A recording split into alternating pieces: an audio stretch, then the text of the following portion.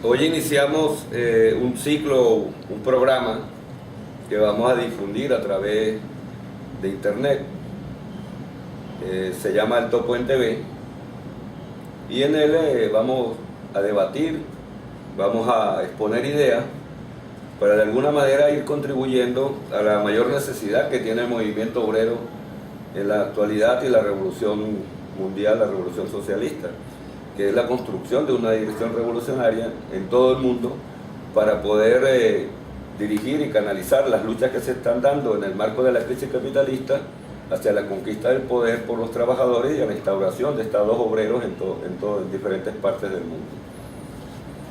En ese sentido, estamos iniciando una serie de entrevistas, consultas, debates, y en esta ocasión hemos invitado al camarada Ricardo Galíndez, dirigente de la corriente socialista revolucionaria El Topo Obrero, y además asesor sindical y dirigente de luchas sindicales de larga trayectoria en nuestro país.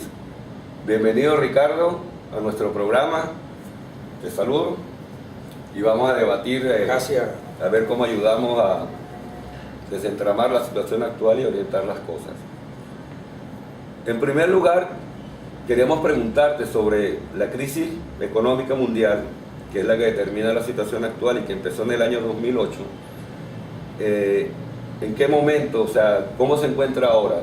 Es decir, ¿sigue la situación económica difícil? ¿Se ha recuperado? O sea, ¿en qué punto estamos? La situación hoy en día es bien interesante y ella misma desdice algunas opiniones que habían venido surgiendo en torno a la supuesta salida de la crisis que comenzó en el 2008 con la crisis inmobiliaria en los Estados Unidos. O sea, ya para todos es evidente que la situación petrolera, la crisis energética, como se llama en términos generales, que se refiere a la crisis del petróleo y del gas, es producto de dos factores fundamentales. La primera es el decrecimiento de la economía en términos globales. O sea, no hay tal recuperación como se ha venido. No hay una recuperación del mercado. Hay un decrecimiento importante en China, que de 12% hasta hace tan solo unos 4 o 5 años atrás, ahora tenemos que China está creciendo un 7%. Sí. Tenemos un decrecimiento también en otro de los supuestos motores de la economía mundial, que era la India, y esto es el factor fundamental para que se produzca una disminución en los precios del petróleo. El segundo elemento de esta situación, de esta crisis energética, está dada por el aumento de la producción de petróleo de esquisto en los Estados Unidos principalmente, que ha determinado una sobreproducción aún mayor de la que ya existía. Que la OPEP tenía establecido 30 millones de barriles de producción diaria. Aún admitiendo la existencia de una sobreproducción. Y entonces Estados Unidos pasa de producir 3,5 millones de petróleo diario, de barriles, a 7-8 millones de barriles diarios.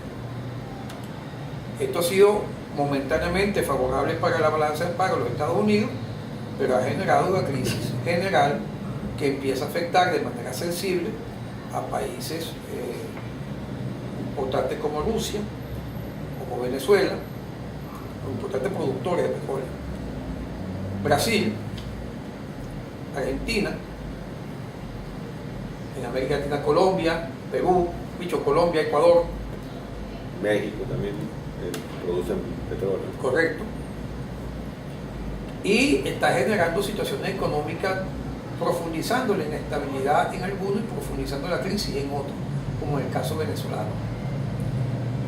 Entonces, lo que es solución para unos momentánea es crisis para otros. Pero esta solución petrolera para los Estados Unidos está generando profundizando las contradicciones en la economía mundial. La caída del rublo, importantísima, en Rusia, una importantísima caída, con recuperación momentánea en los últimos días, puede terminar de explotar, puede generar un efecto dominó. Acordémonos que hoy en día, hoy más que nunca, la economía mundial es una economía encadenada y que lo que le pasa a un eslabón se siente en el otro enseguida. Y el detalle es que la solución, entre comillas, al problema energético norteamericano, que se está alimentando como esperanza en la producción de esquisto, no es tal solución a largo plazo. El mismo bajón de los precios petroleros está creando ya serios problemas a todas aquellas empresas independientes, grandes empresas, que han realizado grandes inversiones, millonarias inversiones, para producir petróleo de esquisto. ¿Por qué?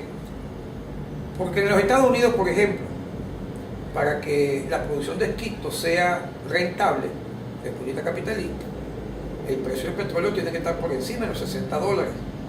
Y ya hemos visto que el precio petrolero empieza a oscilar por debajo de los $60.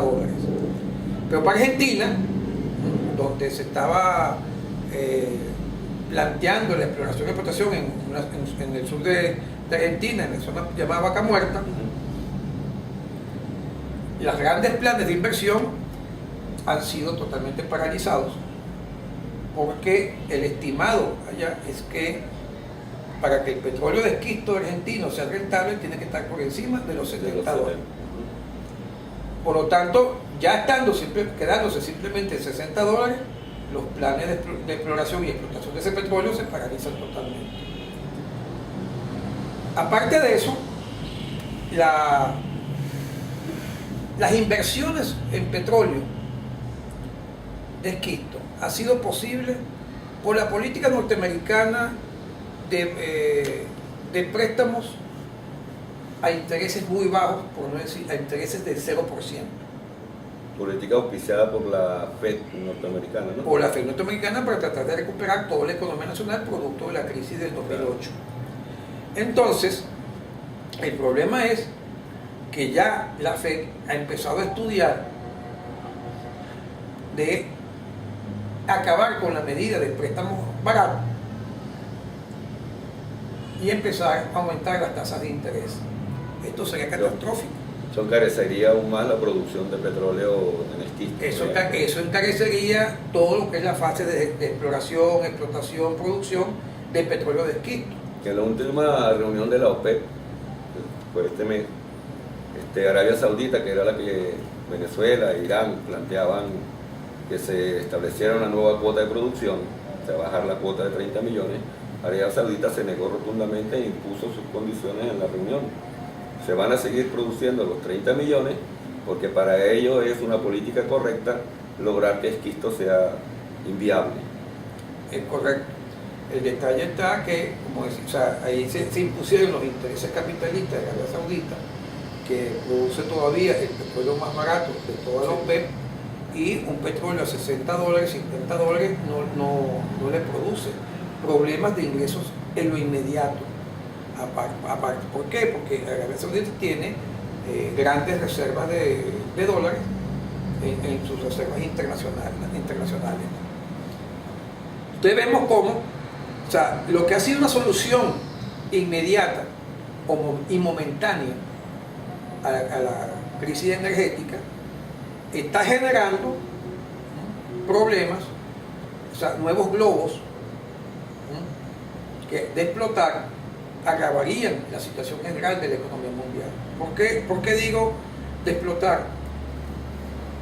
Si la producción de petróleo de esquisto se hace inviable por el aumento de las tasas de interés, que va a ser en el mes de abril, cuando la Fed vuelva a discutir si mantiene o cambia la política de establecimiento de intereses para los préstamos. Si aumenta, eso va a generar una situación que decenas de miles de empleos, todo un sector productivo de la economía mundial se paralice y agrave entonces lo que hoy ha sido una solución, entre comillas, a la situación energética fundamentalmente de los Estados Unidos. O sea que si en este momento, que también lo decían en estos días, creo que en la reunión de UNASUR o Mercosur, de que el crecimiento económico en América Latina se estima menor a lo planteado inicialmente, que el Fondo Monetario y CEPAL estimaban que se debía producir en América Latina, se estima menor para este año de lo que se tenía pensado. Si sumamos todos estos elementos de la crisis energética, que se va a volver inviable, por ejemplo, la producción en esquisto, de que se sigue desacelerando la economía a nivel mundial, eso implica que la crisis no está en vías para nada de superarse y que los planes de ajuste que se están implementando a nivel mundial por el imperialismo y la burguesía se van a seguir implementando en contra de la clase obrera y el proletariado mundial. Se van a seguir desarrollando. Allí tenemos los planes en España, reforma impositiva, etcétera, que nos señalan que la crisis por ningún lado, primero, no se ha solucionado a nivel global. O sea, la economía china sigue decreciendo, la economía hindú sigue decreciendo, la economía rusa está en una crisis de explosión. Brasil, que es otra potencia económica mundial, tiene serios problemas económicos. Argentina tiene serios problemas económicos. Venezuela le sigue. La economía colombiana ya entró en elementos de retroceso. La economía ecuatoriana está sensibilizada con toda esta crisis de los precios petroleros. O sea, para nada se ha resuelto el problema de economía. Y aunque Venezuela y Ecuador, digamos, no son ninguna potencia mundial, pero son elementos que nos van señalando el camino en donde exactamente está la situación económica del mundo. Y si analizamos que el crecimiento de Estados Unidos en los últimos trimestres está en un 3% aproximadamente, no es ningún crecimiento que permita jalonar nuevamente la economía mundial. Y repito, el problema es que detrás de esos números hay una crisis latente, explosiva. Si sigue la producción de esquisto, significa bajos precios petroleros. Eso significa bajón en crisis en algunos países importantes, entre ellos Rusia. Agravamiento de la crisis, más bien. Correcto. Si explota la crisis del esquisto, entonces tenemos una explosión global, también económica, de todas esas empresas independientes, que no es solamente que generen desempleo, sino que son empresas que van a dejar de pagar los préstamos que adquirieron para iniciar la exploración, explotación y producción de petróleo, de ese tipo de petróleo, y van a afectar nuevamente las bolsas de valores, que son donde se concentra toda la dinámica de la economía mundial. Fíjate, este es el panorama económico que tenemos en este momento. Cuando empezó la crisis en el 2008, se sucedieron una serie de rebeliones y protestas a nivel mundial, ¿no? O sea, la crisis en esos primeros años desencadenó lo que fueron huelgas nacionales en Grecia, huelgas en España, desencadenó lo que han sido las rebeliones en el norte de África, la situación que tenemos en Siria actualmente, y así a nivel general en todo el mundo hubieron en todos estos primeros años protestas, luchas, rebeliones, alzamientos. ¿En qué han terminado todas esas luchas a nivel general en el mundo, ¿no? O sea, ¿en qué situación estamos? ¿Hemos avanzado, la clase trabajadora ha avanzado o esto ha logrado ser...? La primera respuesta de las masas explotadas y oprimidas del mundo, que se inició en Europa, Grecia fundamentalmente, con más de una decena de huelgas, es contenida por sus respectivas burguesías, derrotan esta primera oleada, surgen gobiernos que terminan de maniatar el proceso, incluso surgen gobiernos títeres, ¿no?, impuestos a dedo, como en Italia, que no tienen ninguna legalidad ni legitimidad de las masas. pero en general esos gobiernos sirven para producir una primera derrota a este movimiento. Se da una segunda oleada, el proceso revolucionario salta el charco del mar Mediterráneo hacia el norte de África, se da en Túnez, salta Egipto, de Egipto salta Libia, y no es como dicen los sectores estalinistas, los sectores socialdemócratas y algunos interesados que lo de Libia fue una insurgencia iniciada planificadamente por el imperialismo norteamericano. No, es una insurrección popular que divide el ejército libio en dos toletes. Por un lado queda la alta oficialidad y algunos sectores de bases del ejército, y por otro lado crean las bases del ejército, que son los que alimentan desde el punto de vista armado a las masas insurgentes. Digámoslo, para la intervención del imperialismo norteamericano simplemente para tratar de montarse sobre la ola y desviar la lucha, cuestión que logra. No es el imperialismo quien manda a asesinar a Gaddafi, son las masas quienes ajustician en buena ley al dictador Gaddafi. ¿Permite? Sí. Entonces, este proceso entonces da un salto hacia el Medio Oriente. Vemos como del norte de Europa, del sur de Europa, perdón, baja el norte de África y empieza a recorrer todo el norte de África y empieza a recorrer lo que es el Medio Oriente, o sea, Palestina, Siria. En Turquía también se dieron. En Turquía se dieron importantes movilizaciones. O sea, Yemen también se dieron una insurrección de masa bien importante, sí, que inclusive el último mes tumba el gobierno. O sea, estos movimientos logran ser contenidos. O sea, en Egipto se produce una derrota bien importante del movimiento de masas, ¿no?, con la imposición de Al-Sisi. En Túnez el proceso está contenido. En Libia hay una guerra civil de salidas impredecibles todavía, pero donde el imperialismo está tomando ventaja del aislamiento del proceso gracias a esa propaganda falsa que se está desarrollando de que en Libia las milicias eran el ejército terrestre de la OTAN y por tanto han sido aislados del conjunto del movimiento obrero y del movimiento popular revolucionario a nivel mundial. Esos procesos han sido contenidos. El más sangriento ha sido indiscutiblemente Siria. Sí, el más complicado en este momento. El más complicado, que estar a punto de un triunfo de las masas sobre el dictador Assad. Ahora es Assad quien lleva la ofensiva, conjuntamente con, irónicamente, con fuerzas de un diablo terrorista, como es la ayuda de Irán, sobre todo. Sí. O sea, Irán, que está señalada como un eje del mal por el imperio norteamericano, los gringos han permitido que Irán mande tropas a defender al gobierno de Assad, que supuestamente los gringos quieren defenestrar.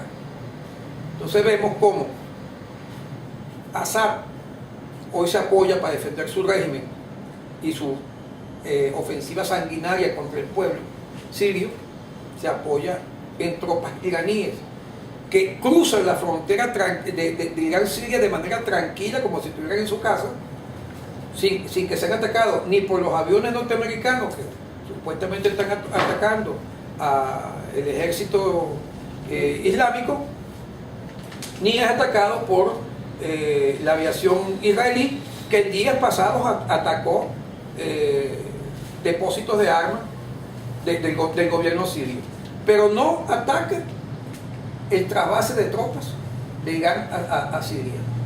¿Por qué no lo atacan? Porque sencillamente los gobiernos de imperialismo ni Israel quieren tumbar a Assad. Quieren un cambio, pero no de manera, no que se vea como un cambio producto de la lucha de las masas. O sea, de hecho quieren asegurar que en esta guerra, en esta lucha, triunfa una alternativa autónoma de los trabajadores de las masas sirias. Es correcto. Y bueno, el otro capítulo, el extremo bárbaro, vamos a llamarlo en ese sentido, de la insurgencia del extremismo islámico, fundamentalismo islámico, con el ejército islámico, que es un producto de la política norteamericana. Es un producto financiado por Arabia Saudita, financiado y alimentado por los gringos al principio, y que ahora, bueno, tiene una dinámica propia en medio de esta insurgencia. Pero ¿hacia dónde se está dirigiendo fundamentalmente el ejército islámico? Y eso es lo que hay que decir. El ejército islámico, su ataque fundamental es contra aquellas zonas que han sido liberadas por el pueblo insurgente sirio. No están atacando Damasco, hacia el centro. No, están atacando precisamente las zonas que han sido liberadas. Juega el papel de peón del imperialismo. Juega el papel de peón del imperialismo, pero no para acabar con Assad, sino para destruir todavía los sectores insurgentes del pueblo y de los trabajadores sirios. Entonces, pero es un capítulo aparte que merece un análisis mucho más profundo, y que nosotros en nuestra página web tenemos una declaración conjunta con los camaradas del Partido de la Causa Obrera Argentina. Pues bien, ¿dónde está? Todo ese movimiento ha sido contenido. Fue derrotado en Europa, ha sido derrotado en algunos países de África, del norte de África, y ahora tenemos en este año que hay una reanimación del movimiento obrero sudafricano, de los mineros. Hay una insurgencia en Mozambique y una insurgencia en Zimbabue hay movimiento, exactamente, que son acallados por la gran prensa. Y en todo este movimiento contrarrevolucionario está todo lo que es Europa, la Unión Europea, está Francia, que invade Mali militarmente con el avenimiento de los gringos, y están los Estados Unidos como primera potencia militar del mundo. En América Latina, la respuesta de las masas no ha sido al nivel de los ataques que hemos sufrido, pero en América Latina también se ha empezado a dar respuesta lenta, pero progresivamente en ascenso a estos ataques. Chile, estudiantes, mineros, portuarios, mapuches; Colombia, cafeteros, sectores negroides, sectores indígenas, universitarios, sectores de pequeños agricultores, no solamente cafeteros. En Argentina hay un proceso de recuperación de fuerza también bien interesante, que es el único país donde hay una expresión política anticapitalista realmente, sí, que es el frente de izquierda y de los trabajadores, el FIT que llaman, y una expresión que tuvo una altísima votación en el último proceso electoral presidencial, y que sigue, según las encuestas, sigue agrandándose su área de influencia del FIT. Brasil, tenemos el movimiento de masa contra el aumento del transporte antes de la Olimpiada, tenemos la huelga de los trabajadores del aseo urbano, las movilizaciones durante y antes de la Olimpiada. Por eso acabo de mencionar, y después de la Olimpiada tenemos el triunfo de los obreros del aseo urbano y la gran pelea de los trabajadores universitarios, que también obtienen un triunfo. Entonces, Venezuela ha dado algunas importantes luchas, hay una recuperación importante de la capacidad de lucha. Este año debe haber disminuido.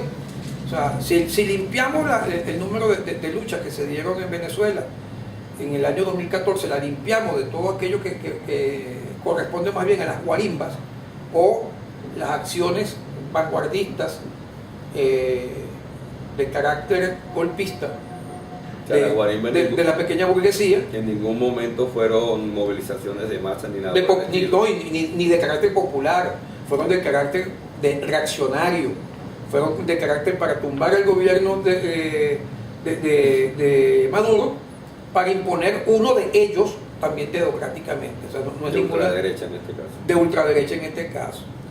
O sea, limpiando el mapa de la lucha social en Venezuela, de esas acciones guarimberas contrarrevolucionarias, el año 2014 disminuyó el número de luchas. Y un factor que influyó en esto precisamente fue con la guarimba, cuestión que fue aprovechada hábilmente por el gobierno de Maduro para crear un clima de retraimiento de las luchas obreras y populares en el país. Aunque en Venezuela este año se dio una lucha mucho más importante que la que se desarrolló el año pasado, que fue la lucha de los obreros sidoristas. Una lucha que comienza el año pasado, en septiembre, octubre, y culmina este año con, vamos a decirlo, con un empate político, donde los obreros no logran todo los objetivos que se habían trazado en la ejecución de su contrato colectivo, pero el gobierno no logra imponer el debilitamiento y destrucción del sindicato. Pero allí no se firmó el contrato colectivo.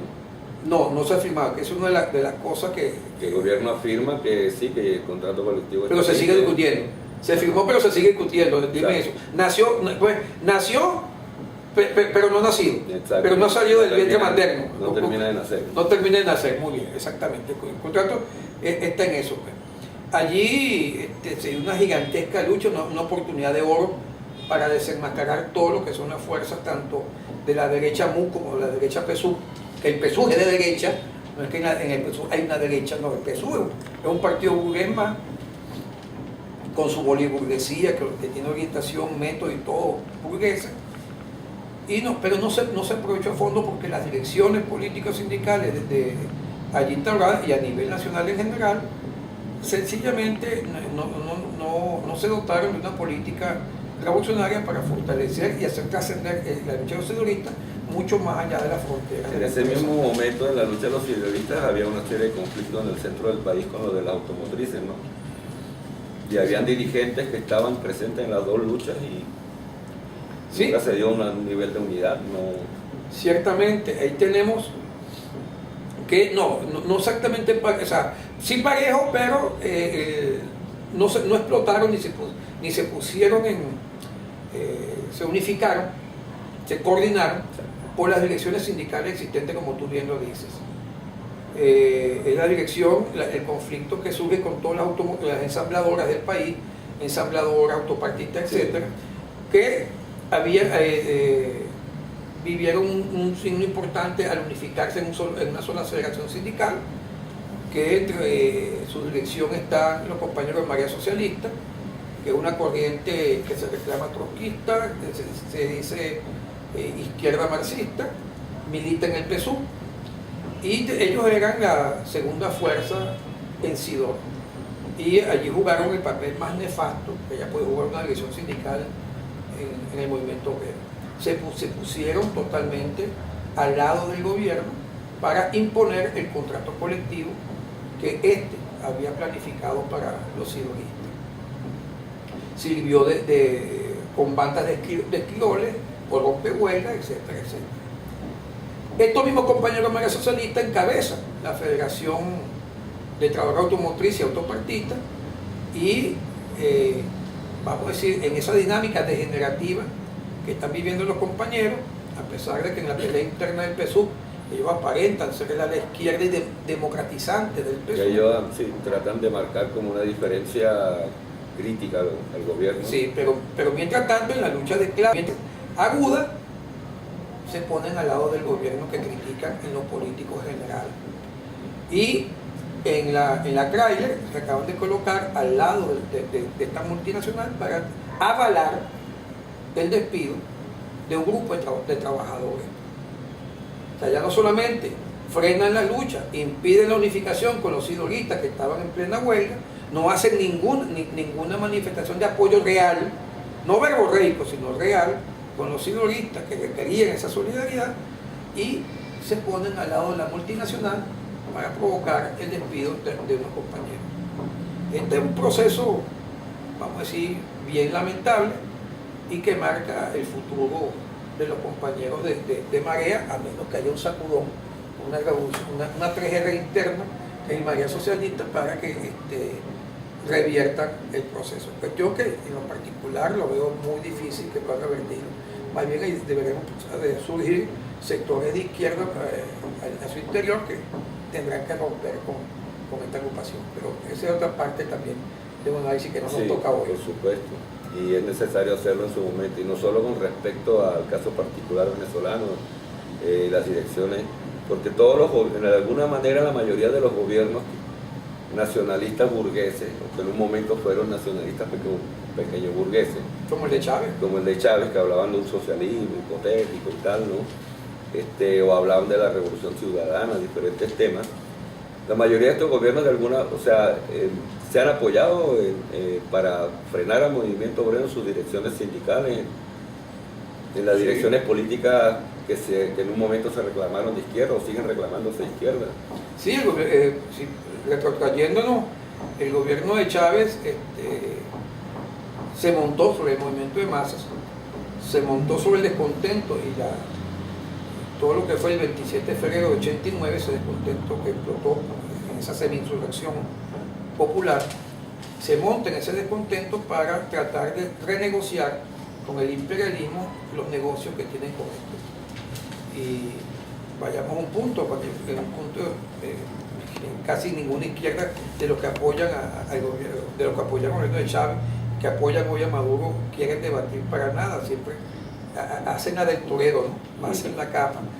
Que mientras el gobierno de Chávez hablaba de antiimperialismo, hablaba de tomarme contra el diablo que huele a azufre, George Bush firmó con un pacto de doble tributación, no uno, ha firmado varios, pacto de doble tributación con los Estados Unidos, que dice que señala, establece que las empresas gringas que pagan impuestos allá en Estados Unidos tienen inversión aquí, no van a pagar impuestos en Venezuela. Que sigue vigente. Vigente totalmente. Y que según el economista Manuel Zuckerman, son varios miles, más de una decena de miles de millones de dólares que se han dejado de pagar, que las empresas han dejado de pagar en impuestos en Venezuela gracias a ese tratado de doble tributación. O sea, mientras lo critico, le doy dólares para que los repatrien a su país. Mientras habla de control del cambio, vende bonos de la deuda pública nacional, los vende en bolívares, pero que pueden ser cambiados en dólares en la bolsa de valores de Nueva York o en cualquier bolsa.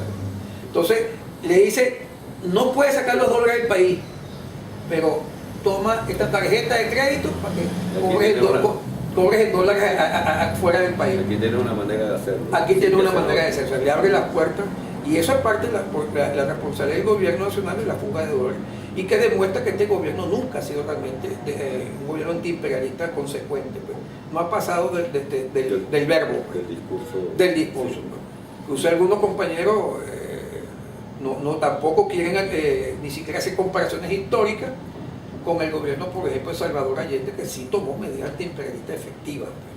Pues. Este gobierno no ha pasado del verbo. Sus contradicciones con el imperio tienen que ver con otras causas que también tienen su origen en la gran crisis mundial del capitalismo y la pelea que tienen todas las multinacionales que se están peleando una redistribución del mercado mundial. ¿En qué punto estamos? Bueno, estamos sencillamente en el punto que este año el gobierno ha logrado aceptarnos golpes importantes, el gobierno ha logrado quitarnos con la mano zurda con la mano derecha, eso es distinto, lo que nos dio con la otra mano. O sea, vemos cómo se han venido destruyendo las misiones, a pesar de los anuncios de que aquí está nueva graduación de médicos, que quita el presupuesto.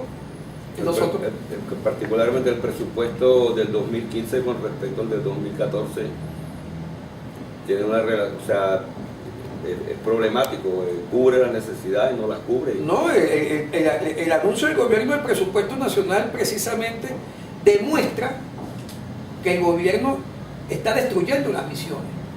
Cuando el gobierno señala que para la misión Barro Adentro va a aumentar un 30% con respecto al año pasado, el presupuesto. Sí.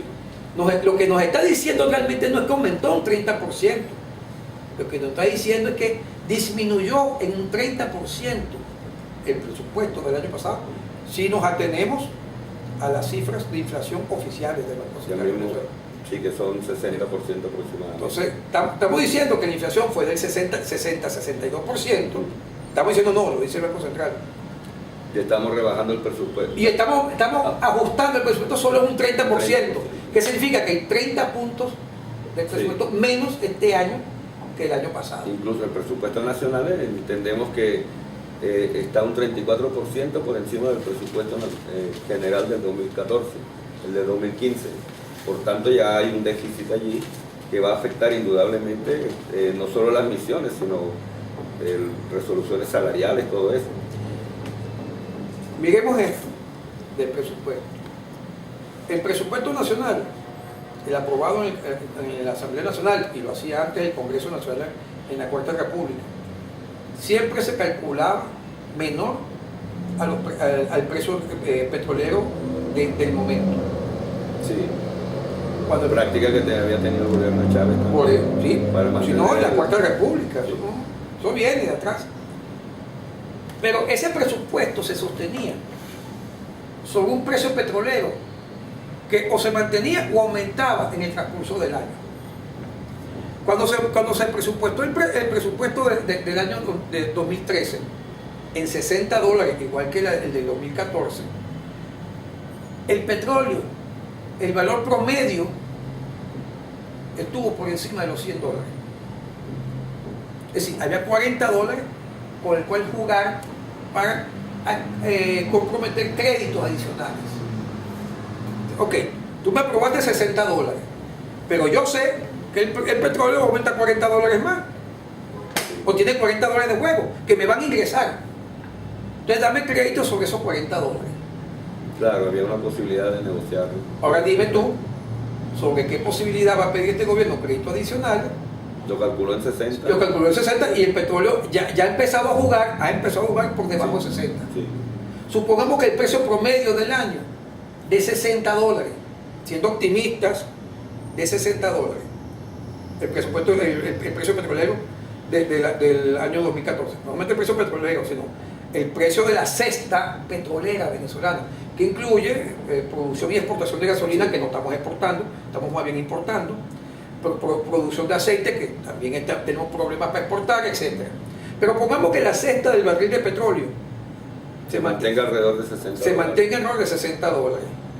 ¿De dónde vamos a sacar, manteniendo el sistema económico capitalista que defiende el señor Maduro Sí. y su gobierno del PSUV? ¿De dónde vamos a sacar para pedir créditos adicionales? Solo a los chinos o a los rusos. O a los rusos, o hermanos, o vendiendo sigos. También, sí, por supuesto. Pero eso significa endeudando al país más de lo que ya lo endeudaron. Ya sea que con la palabra endeudamiento real o bajo el eufemismo que ahora usa el señor Maduro, que no es endeudamiento, sino es Financiamiento. financiamiento. O sea, las ¿cierto? relaciones con China, con Rusia, son Sí, relaciones claro. de financiamiento. Exactamente. Pero De no- beneficio mutuo. de beneficio mutuo. Entonces estamos viendo que la situación, inclusive el presupuesto de las misiones, que fueron ajustadas en 30 puntos porcentuales, restando los otros 30 de inflación, si no se consiguen créditos adicionales o no se consigue financiamiento, no se va a poder hacer lo que hizo el gobierno todos estos años, que es que aprobar créditos adicionales en el transcurso del año 2015. Por lo tanto, el presupuesto real de las misiones va a ser mucho menor que 30 puntos con respecto al año pasado. O sea, las presiones sobre la clase trabajadora, las presiones sobre las masas van a crecer. Tú estabas en el compartir nuestro que hicimos en días atrás, ahorita a mediados de diciembre.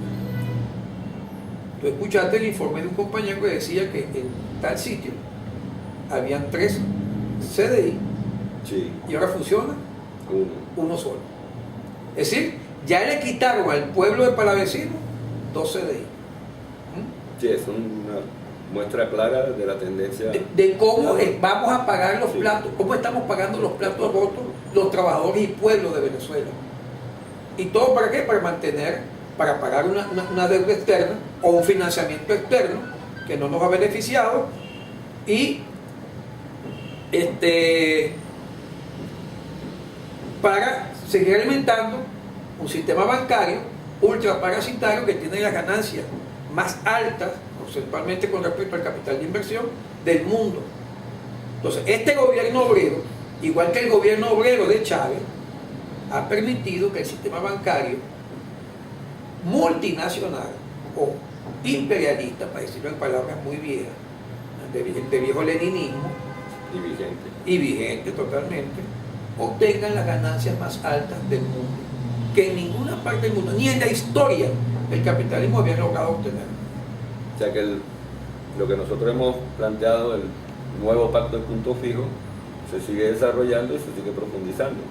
Ese es otro punto que incluso algunos compañeros han dicho, bueno, pero ¿dónde está el pacto? Ahí tienes tú a la Mudia y al PSUV peleándose. No, esas peleas son el circo, para que tú te distraigas mientras ellos hacen negociaciones, como lo están haciendo ahorita, para repartirse los cargos del CNE y del TCJ y otros más por allí, que no terminan de cuajar.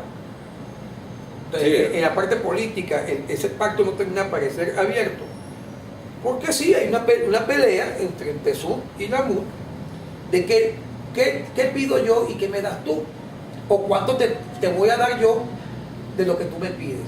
Eso se va a dirimir en las próximas elecciones parlamentarias.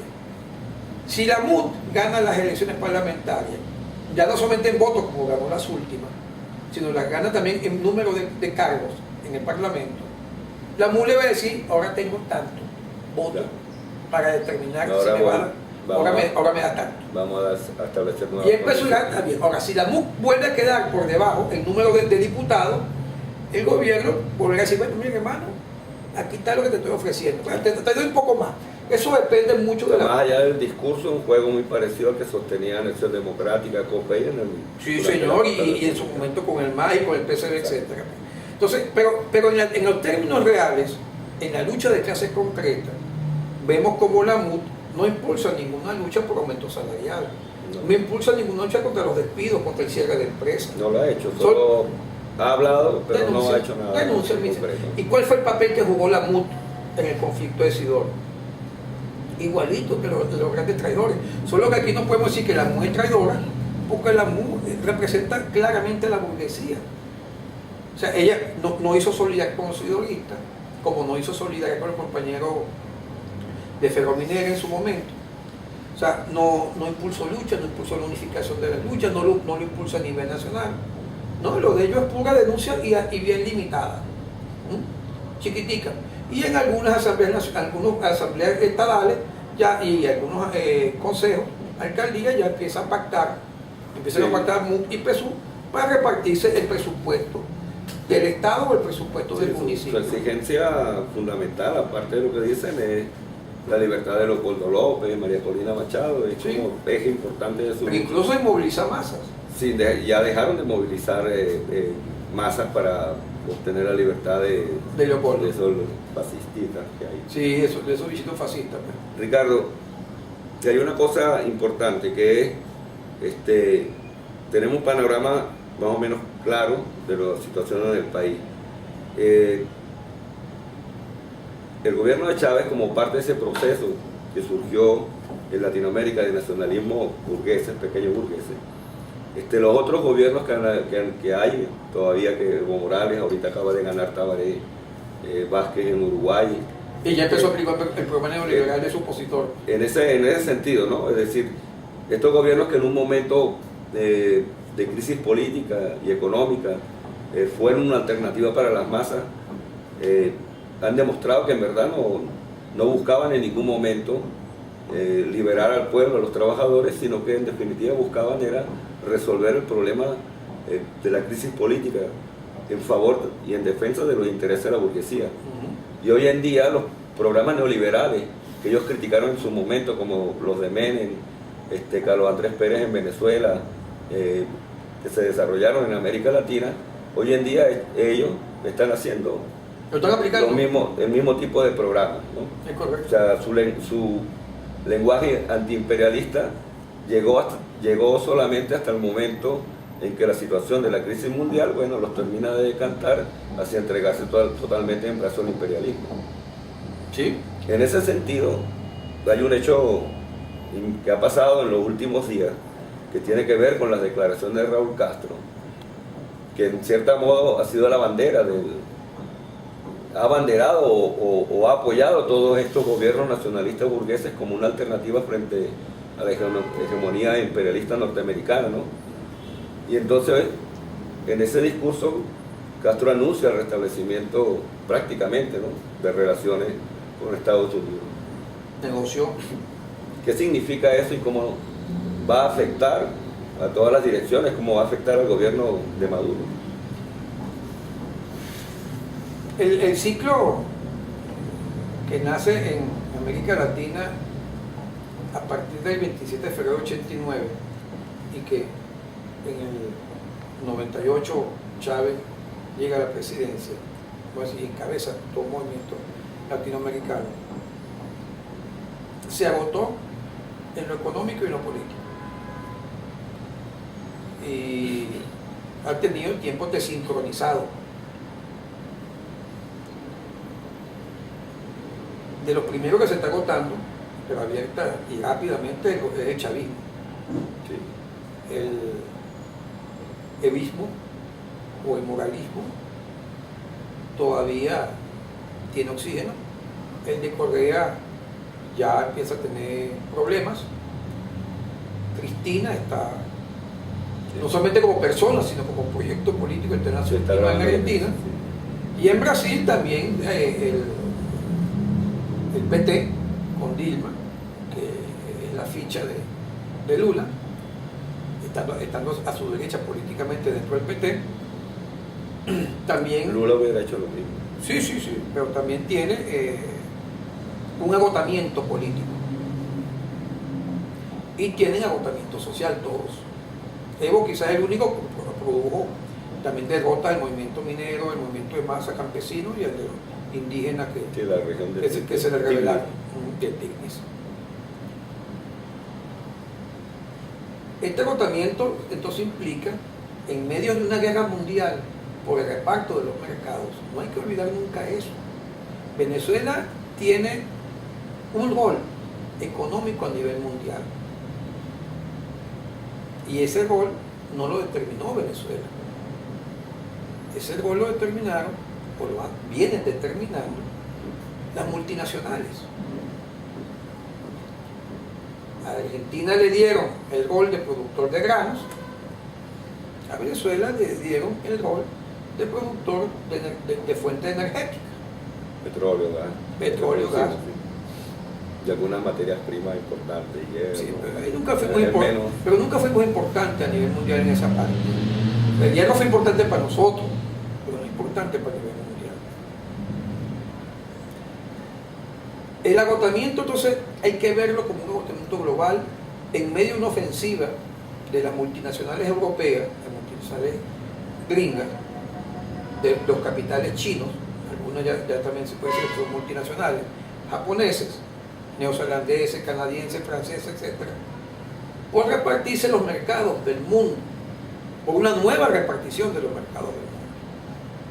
Es así como en Argentina el gobierno de Cristina nacionaliza, o sea, renacionaliza YPF, se la quita a los españoles y a los meses se la entrega a los gringos. El mismo problema se está planteado en Venezuela y vamos a adelantarlo por allí. Es un problema que le viene ahorita al gobierno de los Castro. ¿Por qué? Porque en la isla los capitales que han estado invirtiendo allí son fundamentalmente españoles en la parte turística. Si los gringos le van a reabrir el mercado gringo a los cubanos para que hagan intercambios comerciales, le van a exigir condiciones. Sí, van a pedir cuotas. Le van a pedir cuotas. Entonces, es decir, nosotros también queremos invertir en turismo. Y entonces va a venir a pelear capitales gringos y españoles por el reparto. Y esa pelea, esas contradicciones van a penetrar más aún el gobierno de los Castro, que no es ningún gobierno socialista, ni nada que se le parezca. Lo mismo ha pasado en Venezuela. El gobierno nacional, que le había hecho apertura a los capitales chinos, iraníes, rusos, bielorrusos, etcétera, etcétera, ahora, como también quiere su normalización de relaciones con el gobierno, con el blanco tiznado de Obama le pone condiciones.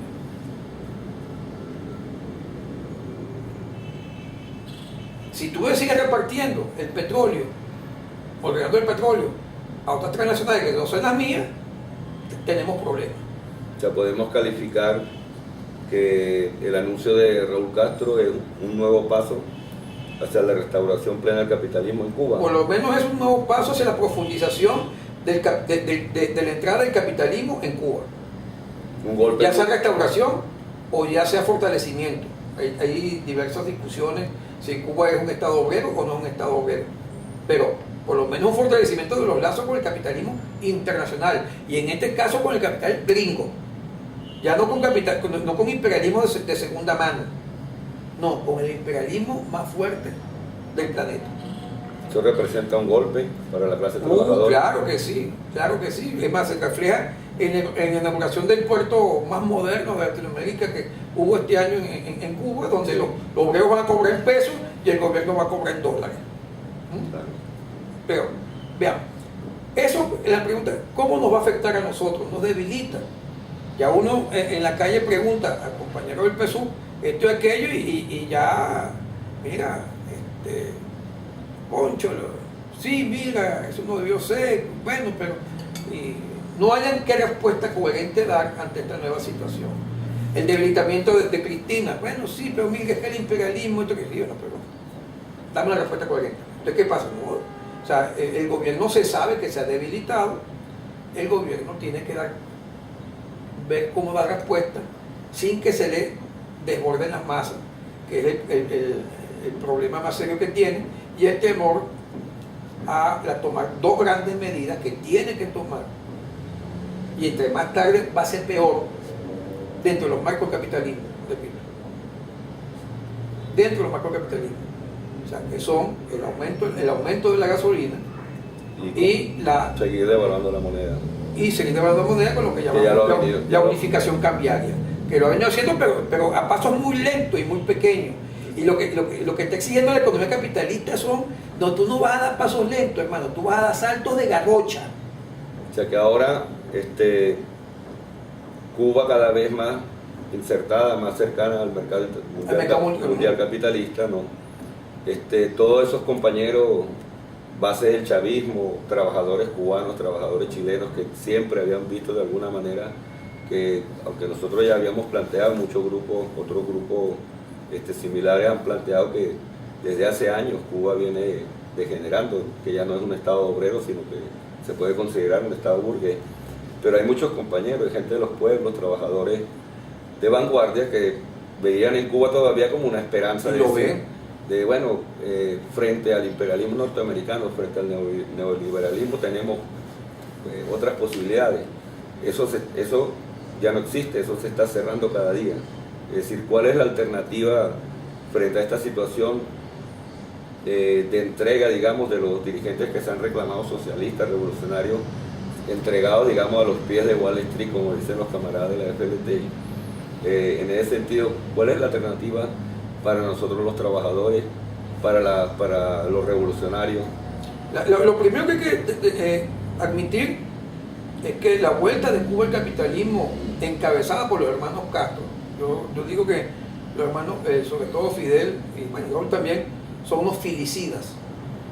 Ellos encabezan el nacimiento de una revolución socialista en América Latina y ellos encabezan el asesinato de la misma revolución que ellos le dieron, de la cual son padres. Pues. Entonces, encabezado por este par de filicidas, va a golpear, o está golpeando ya, la moral de millones de trabajadores y campesinos en América Latina. No se diga en el mundo. Pero los primeros efectos se están viendo es en América Latina. Sobre todo para aquellos compañeros que han cerrado sus ojos a todo el proceso evolutivo de Cuba hacia la derecha, hacia la restauración del capitalismo. Siempre se vio, intentó ver como simplemente tácticas, movimientos tácticos para ajustarse a la situación, pero sin salirnos del marco del capitalismo. No. En Cuba ya hay muchos síntomas que se pueden tomar como el de Cuba dejó de ser un estado obrero y ya pasó a ser un estado capitalista. Habría que analizar en profundidad y detalle todos esos puntos. Sí, por supuesto. Pero eso nos va a golpear así como las victorias pírricas electorales de estos gobiernos nacionalistas que tú mencionaste, golpea la conciencia de muchos trabajadores que creyeron que eso era la salida, alimentado por fuerzas socialdemócratas, por fuerzas estalinistas o neoestalinistas y por algunas fuerzas de origen trotskista también. Pero esta situación abre posibilidades para que surja una alternativa revolucionaria. Claro que surge, sí, surge, pero surge en condiciones desfavorables. No debemos construir una fuerza, un ascenso de masa donde no haya elementos negativos que pesen sobre tu conciencia, a construir ese movimiento sobre elementos que pasen en tu conciencia, pues estamos hablando de derrotas, sí. Inclusive lo de Cuba sería una derrota histórica, sí, para el continente, ¿verdad? Entonces no es lo mismo.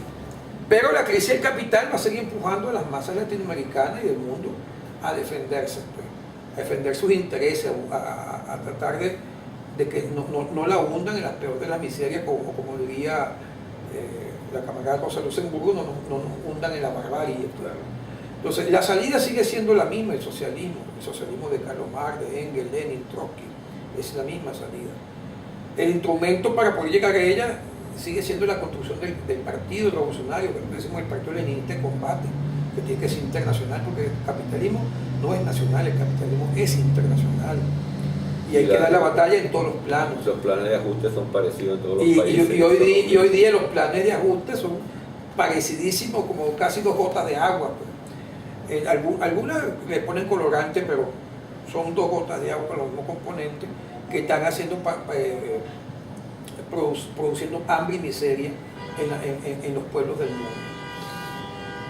En Venezuela en particular, no significa que vamos en una línea recta ya hacia el hambre y la miseria total.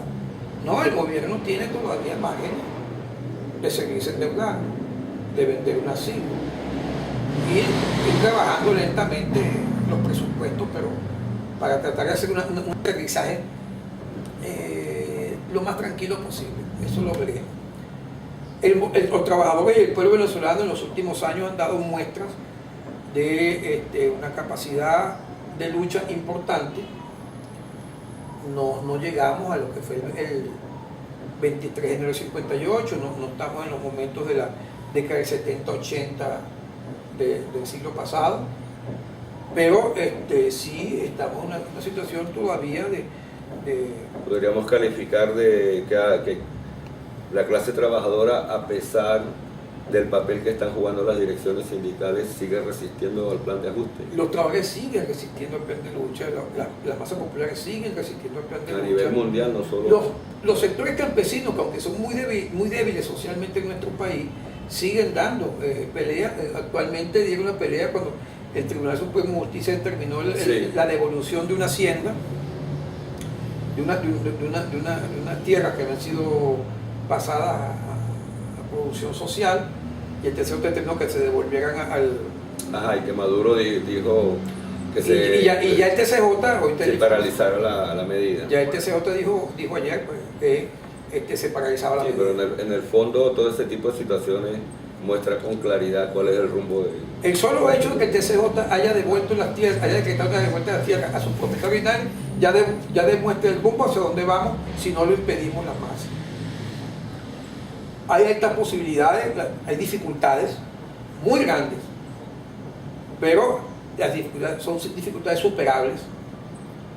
Hay que construir una dirección leninista de combate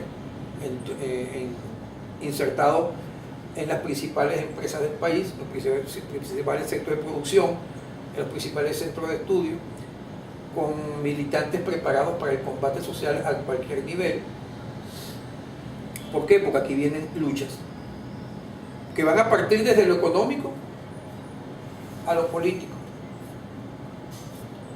o a cualquier otro elemento de descontento social. Nos puede pasar lo mismo que en México.